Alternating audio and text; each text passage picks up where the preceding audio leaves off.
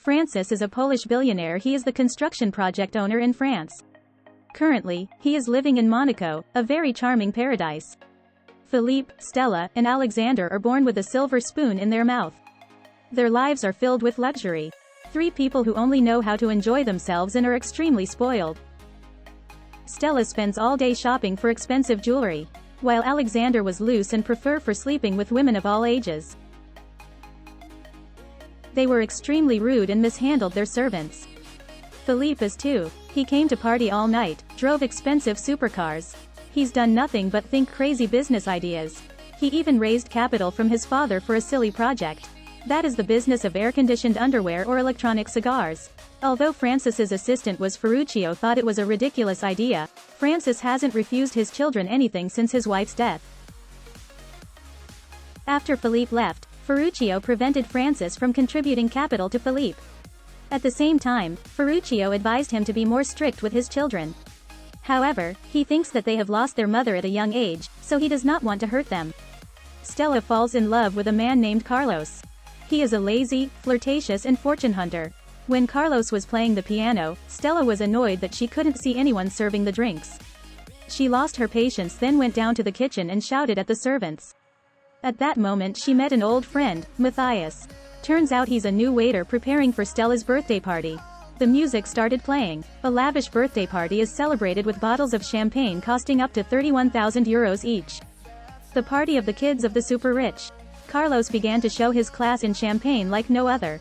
Although the failure was his fault, he blamed the waiter holding the champagne bottle for moving. He caused him to ruin the bottle. Witnessing those scenes, the father could only shake his head. Stella then took Carlos in to meet her father. He talks about his love for Stella. Without a word, Francis went to the closet and pulled out a gun. But his only intention was, it's the gun his father used to get rid of the wild chickens that roamed around their house. However, Carlos still did not give up the idea of a fortune hunter. He bluntly offered to marry Stella. When his father asked him about his job, Carlos was confused. That made him even angrier and did not agree to let his daughter marry a parasite. He was more disappointed when Stella said that she did not ask his permission but only informed him. She then dragged her boyfriend out of the room to Francis's helplessness and continued partying. Stella announced to everyone at the party that they were going to get married. She kissed her boyfriend and looked at her father with challenging eyes. At that moment, the headmaster of the school Alexander was attending came over. He went to find Alexander to talk because Alexander slept with his wife. Just as he stepped inside, Alexander appeared. He was even more surprised when he saw his two daughters happily running down. He immediately rushed to chase Alexander. Powerless against his spoiled children, an enraged Francis led to a heart that made him collapse to the floor. Francis then regained consciousness in the hospital. His children also came, and instead of worrying about their father's health, they argued with each other about trivial things until Ferruccio interrupted and invited them out. 2 months later, the three children frantically search for their father after knowing their credit cards have been locked. At that moment, the police surrounded the house. They started confiscating property and searching for people inside. While the three useless children were scared, the father appeared with a gun in his hand.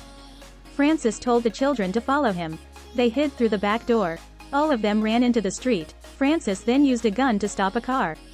He stole the car and quickly left it. While driving to Marseille to evade the police, Francis explains that his company is bankrupt. The account has been closed by the police and they will go to jail for fraud.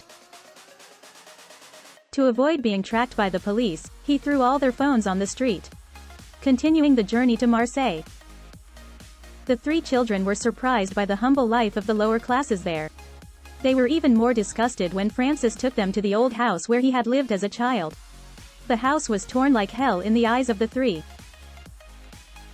Francis led the children to a dusty room and said they would sleep there tonight. While people feel hungry, they want to buy food but don't have a money. Fried bread is the only option for their dinner. While eating, Francis said that now they had to stay here and get a job to survive. The three of them will have to do jobs that have never done before. The next morning, Francis woke the children up at 6 a.m. and urged them to find work. Life is not always easy. Even though it is horrible, they have to adapt to survive. Alexander comes at a construction site. After getting acquainted with the workers, he took their food and devoured it like a starving person. He then stole everyone's food and ran away. Stella borrowed a man's phone on the street and called Carlos to show him that she was on vacation in a beautiful place with her family. At the end of the day, Alexander and Philippe both returned home without a job. Stella comes home with a bunch of luxury goods. Turns out it was money selling Philippe's watch. But instead of buying food, she went shopping. The two brothers started arguing. Philippe poured soap on the clothes she just bought. At that moment, two old servants, Macreeve and Matthias, appeared. The two brought them some towels and clothes as requested by Stella. Matthias tells Stella that she can come to his restaurant for applying for a job. While Macreeve offered Francis some cash, he refused and told her not to tell anyone about their condition. The next day, Stella went to Matthias's restaurant for an interview and was a waitress. Getting used to the luxurious life, she is quite confused with the job of a waitress. She was very confused when many customers ordered at the same time, which making her not identify the food that customers ordered at each table. Meanwhile, Philippe came to an interview at a company. The recruitment was shocked to know that he had no experience. There is no degree that requires a job in a senior management position with a huge salary. After convincing him to reduce his illusions and expectations about his income, she takes responsibility for Philippe to be a pedicab driver. It is a difficult job for Philippe because of his weight. Due to being too heavy and slow, he could not find customers. Another pedicab, Megan, always competes with Philippe's guests. At the same time, Ferruccio secretly visits Francis and brings him some expensive wine and lobster, but Francis doesn't eat. He feels it's not fair to his children. However, after Ferruccio's persuasion, he reluctantly enjoys breakfast. Suddenly, the two heard a noise inside the house and took a gun to look at it, and were surprised to see Alexander. Francis immediately chased Ferruccio away and cleaned the dishes before his son found out. However, it was too late because Alexander recognized the lobster shell. Thinking of an excuse, Francis said he caught it on a beach near the house to outwit Alexander. At the end of the day, Philippe and Stella earned some money from their own labor. After the two knew Alexander didn't go to work and slept in all day, Philippe angrily scolded him and did not share dinner with him. Being ostracized by the whole family, he didn't need to eat their food and went to find fruits around the house. But the laziness made Alexander's stomach ache, which had begun to torment him. The next day, Francis told Alexander that he could eat if he helped him repair their house. At the restaurant, Stella is getting used to her new job. However, she was treated rudely by a customer, which made her extremely angry. She went into the kitchen and complained to Matthias. But he said that was how she had always treated her waiters in the past. So she shouldn't show any displeasure when she receives the same treatment. Stella learns to accept and become more humble. Stella worked harder. She doesn't mind anything in the restaurant. After dinner that night, the brothers began to quarrel with each other about who would wash the dishes. After arguing, everyone talked about their lives as children. They say that Francis is a heartless father. He didn't know that Stella used to fast to lose weight. Or Alexander spent a night in jail for his marijuana smoking.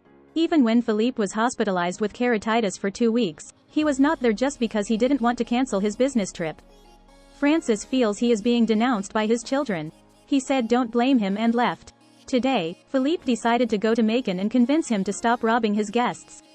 After arguing, they finally became friends. At home, Alexander is actively helping his father fix the plumbing. Francis was impressed and didn't believe his son could do it. Turns out that he and his group of friends had switched the sewage pipe to the shower in the principal's bathroom. Francis was shocked to learn of his son's mischief. Back in Monaco, Carlos is sleeping with Stella's best friend. She told Carlos that the Francis family had gone bankrupt. His assistant, Ferruccio, has stolen all of their money. But something was wrong. He decided to investigate. Later that day, Francis apologized to his children for his lack of concern. He told his children about how hard it was since becoming a single father. All of them said he considered them just stupid and spoiled children. But Francis promises that now he will always be proud of you. After understanding each other, everyone spent a wonderful evening together. Let's review stories full of fun. The Francis family began to get used to their new life and overcome difficulties together. After a hard day's work, they are gathered to enjoy the warm atmosphere of a true family which has never had before. Stella has become sociable and close to her coworkers. Macon teaches Philippe some tricks to attract customers, and they share each other's customers. Meanwhile, Ferruccio calls Francis and warns that Carlos has been snooping and uncovering the truth. A few hours later, he goes to Francis and reveals that he already knows it all. Francis offers to pay Carlos whatever he wants in return to leave them alone, but Carlos' ambition is Francis's fortune. At that moment, Stella came home. Carlos told Stella's brothers that he had sold his fortune to redeem the company for Francis. Don't want his children to know he lied to teach them a lesson, Francis reluctantly admitted what Carlos said. Everyone is excited to return to Monaco. After returning, Carlos offers to have a wedding ceremony with Stella. Meanwhile, Francis is very worried when he knows that his daughter will marry Carlos. He consulted with Ferruccio and decided to tell the truth to his children. Carlos knew that Francis would not accept their wedding, so he rushed to get Stella to register the marriage. Francis calls his daughter to stop the wedding, but Carlos picks up the phone. Despite being scolded and slapped, he was having a good conversation with his future father-in-law. Hurriedly hung up the phone and said that Stella's father had agreed to the two of them getting married. Meanwhile, Francis and his two sons rush to find Stella to stop her.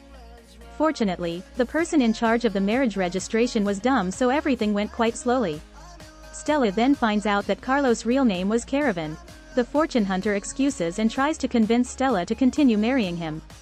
At that time, Stella's family came running. Francis says that Carlos only wants their family's money. He said everything is a lie because he has never been in financial trouble.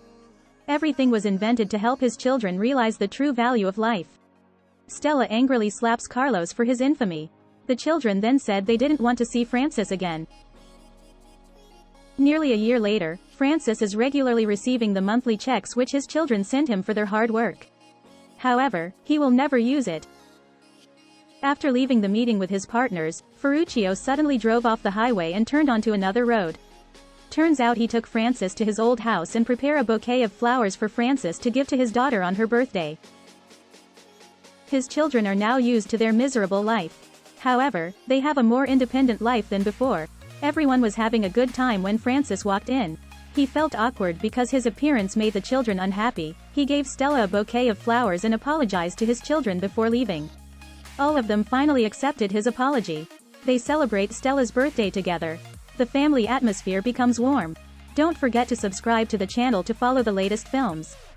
Goodbye and see you soon.